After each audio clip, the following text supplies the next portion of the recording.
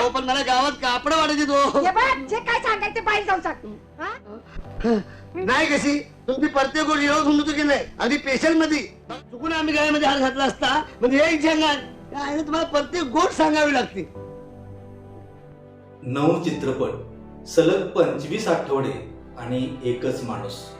ही गोष्ट आहे त्या कलाकाराची ज्यांनी मराठी सिनेमासृष्टीचं गणितच बदलून टाकलं. मित्रांनो, सलग 9 चित्रपट रौप्य महोत्सवी करण्याचा जागतिक विक्रम ज्यांच्या नावावर आहे तो हा अवलिया कलाकार म्हणजे दादा कोंडके. पण दादा म्हणजे फक्त द्विअर्थी विनोद होते का? त्यांच्या एकटा जीव या आत्मचरित्रात त्यांनी आपलं उभं आयुष्य मांडलंय. आज आपण दादांच्या आयुष्यातील ते पैलू उलगडणार आहोत जे कदाचित तुम्हाला माहिती नसेल. नमस्कार, मी किरण सुभाष चव्हाण आणि आपण पाहत आहात किरण चव्हाण ऑफिशियल. दादा कोंडकेंचा जन्म 8 ऑगस्ट 1932 रोजी मुंबईच्या नायगावमध्ये एका सामान्य कामगार कुटुंबात झाला. त्यांचं मूळ गाव पुण्याच्या भोर तालुक्यातील इटावरे. त्यांचं खरं नाव कृष्णा कोंडके. गिरणी कामगाराचा मुलगा ते बँड पथकात काम करणारा तरुण असा त्यांचा सुरुवातीचा प्रवास होता. तरुणपणात दादा खोडकर होते, इतके की त्यांना नायगावचा गुंड म्हणूनही ओळखलं जायचं. पण याच काळात त्यांनी गिरणी कामगारांचं दुःख जवळून पाहिलं जे पुढे त्यांच्या चित्रपटांचा आधार बनलं. गिरण गावातील संघर्षाने त्यांना आयुष्यातील वास्तव शिकवलं. सेवा दलाच्या माध्यमातून त्यांचं सांस्कृतिक काम सुरू झालं. विच्छा माझी पुरी करा या वगनाट्याने त्यांना खऱ्या अर्थाने ओळख मिळवून दिली आणि इथूनच सुरू झाला एक ऐतिहासिक प्रवास. दादांची खरी जडणघडण कोल्हापूरच्या मातीत झाली. चित्रपट महर्षी भालजी पेंढारकर हे दादांचे गुरु होते. दादा त्यांना प्रेमाने बाबा म्हणायचे. भालजींनीच दादामधला अभिनेता ओळखला आणि त्यांना शिस्त लावली. कोल्हापूरच्या जयप्रभा स्टुडिओमध्ये दादांनी अभिनयाचे धडे गिरवले. म्हणूनच दादांचं कोल्हापूरशी एक वेगळं जिव्हाळ्याचं नातं होतं. दादांच्या चित्रपटात गाण्यांना प्रचंड महत्व होतं. गान सम्राज्ञी लता मंगेशकर आणि आशा भोसले यांनी दादांच्या अनेक गाण्यांना आपला आवाज दिला आहे. लता दिदींना दादांचे काही संवाद सुरुवातीला खटकत असत, पण दादांची कामाप्रती असलेली निष्ठा आणि त्यांचा साधेपणा पाहून त्यांनी अनेक अजरामर गाणी गायली. वर ढगाला लागली कळ यासारखी गाणी मंगेशकर भगिनींच्या आवाजामुळे घरोघरी पोहोचली. दादांच्या विनोदावर अनेकांनी टीका केली, पण त्यामागे एक ठोस विचार होता.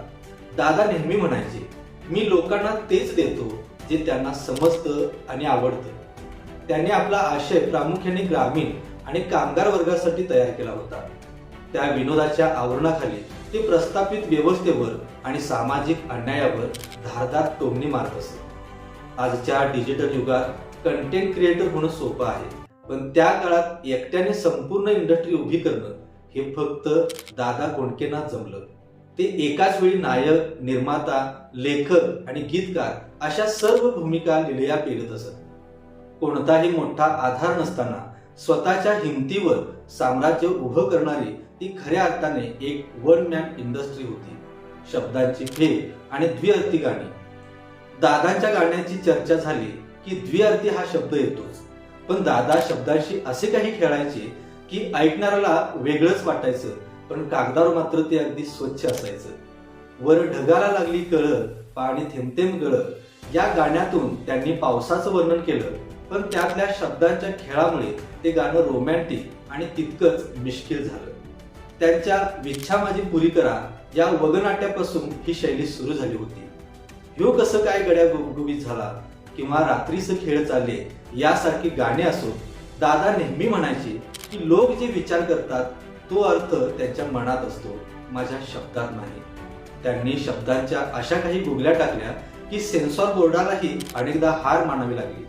ग्रामीण ढंगाची शब्दरचना आणि रांगडा आवाज यामुळे ही गाणी केवळ कोळीवाड्यात किंवा गावातच नाही तर शहरातल्या सुशिक्षित वर्गाच्या ओटावरही तितक्याच आवडीने रेंगाळली. सेन्सॉर बोर्डाशी दादांचे नेहमीच खटके उडायचे. जिथे सरळ बोलता येत नव्हतं तिथे त्यांनी वळण घेत पण मुद्दा मात्र तसाच पोहोचवला. त्यांनी शब्दांची अशी काही फेक केली की सेन्सॉरची कात्रीही थबकली. जिथे शब्द अडवले गेले तिथे दादांनी आपला अर्थ लोकांपर्यंत अचूक पोहोचवला. दादा आणि हिंदू हृदय सम्राट बाळासाहेब ठाकरे यांचं नातं म्हणजे दोन धारदार शैलींचं अफलातून मिलन होतं. बाळासाहेबांच्या हाकेला प्रतिसाद देत दादांनी महाराष्ट्रभर शिवसेनेच्या सभामध्ये उत्स्फूर्त सहभाग घेतला.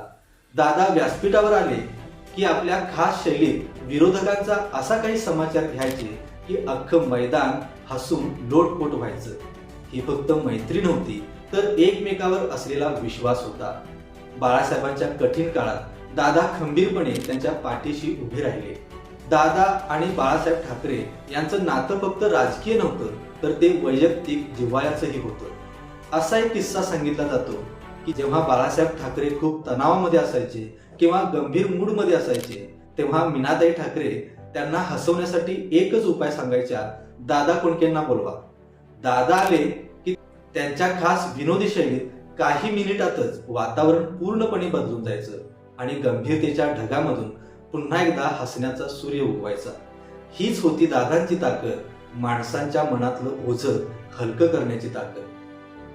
दादांच्या सेन्सॉरच्या लढाईत बाळासाहेब ठाकरे हे दादांचे खरे आधारभूत ठरले होते. ज्या माणसाने उभ्या महाराष्ट्राला हसवलं त्या माणसाचा शेवटचा काळ मात्र थोडा एकाकी होता. त्यांच्या एकटा जीव या आत्मचरित्रात त्यांचं हे दुःख जाणवतं. हे आत्मचरित्र फक्त एका यशस्वी कलाकाराची कहाणी नाही तर एका माणसाच्या एकटेपणाची, संघर्षाची आणि आतल्या वेदनेची प्रामाणिक कबुली आहे.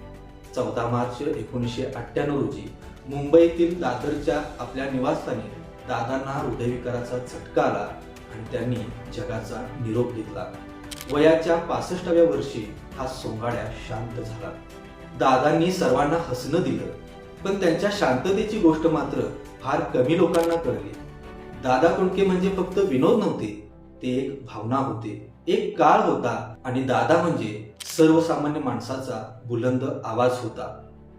तुम्हाला दादांचा कोणता चित्रपट सर्वात जास्त आवडतो कमेंट्स मध्ये नक्की सांगा आणि अशाच माहितीपूर्ण व्हिडिओसाठी किरण चव्हाण ऑफिशियल या चॅनेलला सबस्क्राईब करायला विसरू नका. धन्यवाद.